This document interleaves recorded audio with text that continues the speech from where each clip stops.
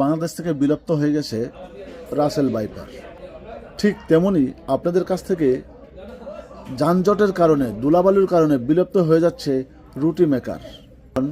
রাস্তাঘাটে যে হারে ধুলাবালু, ময়লা আবর্জনা এবং যানজট লেগে থাকে, সেই কারণে আপনারা বাণিজ্য মেলায় যেতে পারেন না। তাই আপনাদের কাছ থেকে রুটি মেকার একেবারেই বিলুপ্তর পথে, কোনো কিছু করার নেই।